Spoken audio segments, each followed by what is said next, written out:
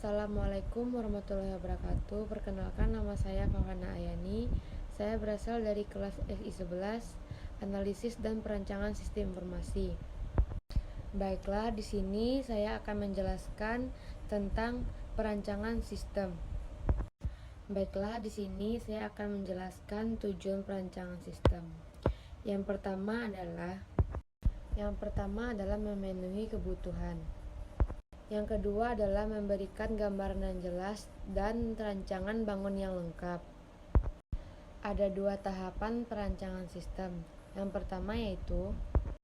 pertama adalah perancangan sistem secara umum, dan yang kedua adalah perancangan sistem secara rinci. Perancangan sistem secara umum adalah dilakukan setelah tahap analisis selesai.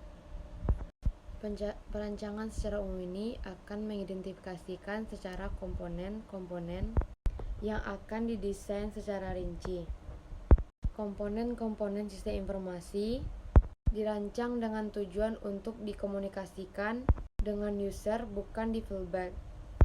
Komponen yang dimaksud adalah model, input, output, database, logi, dan kontrol. Dan selanjutnya adalah perancangan secara rinci. Di antaranya ada beberapa poin. Yang pertama adalah output, input, dialog, teknologi, kontrol, atau proses database. Perancangan output adalah merancang sistem output atau laporan. Ada beberapa rancangan yang akan diisi oleh output. Yang pertama adalah bagi pemakai sistem atau user, digunakan untuk menilai isi dan bentuk output. Yang kedua adalah bagi programmer yang digunakan sebagai desk atau pembuatan sebuah program. Yang ketiga adalah pengaturan tata letak isi output yang akan dicetak dan di printer akan di kamus data output. Ada dua macam jenis laporan, dalam bentuk tabel, yang kedua dalam bentuk grafik. Dalam bentuk tabel ada beberapa contoh. Yang pertama adalah Notice Report. Yang kedua Acquisition Report, Variant Report. Yang keempat adalah Comparative Report. Isinya perbandingan satu hal dengan yang lainnya. Selanjutnya adalah komponen desain input. Input terbagi dua. Yang pertama alat input langsung, dan yang kedua alat input tidak langsung. Proses input dapat melibatkan tiga utama. Yang pertama adalah data capture, yang kedua data property, dan yang ketiga data entry. Jenis input yang terkenal ada dua, yaitu input extern dan yang kedua input intern. Langkah-langkah desain input. Yang pertama adalah menentukan kebutuhan input. Yang kedua menentukan parameter dari input. Dan yang ketiga adalah pengkodean.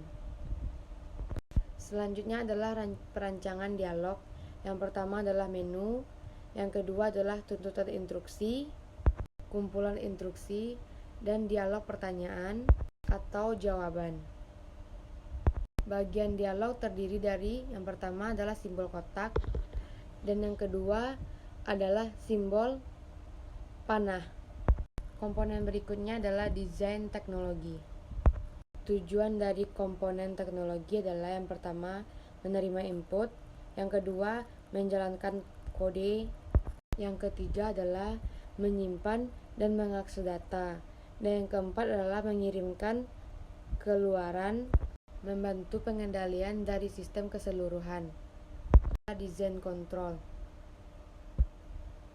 untuk mencegah atau menjaga terjadinya hal-hal yang tidak diinginkan. Terdapat dua. Yang pertama adalah pengendalian umum, dan yang kedua adalah pengendalian aplikasi.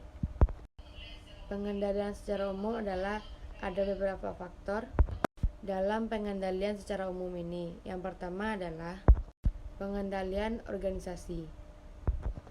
Beberapa fungsi pengendalian organisasi.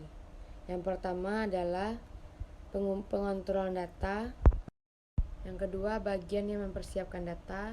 Yang ketiga, bagian operasi komputer.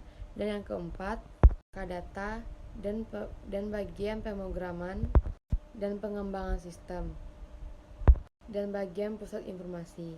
Poin kedua adalah pengendalian dokumentasi. Sekian penjelasan dari saya. Jika ada salah, saya meminta maaf. Assalamualaikum warahmatullahi wabarakatuh.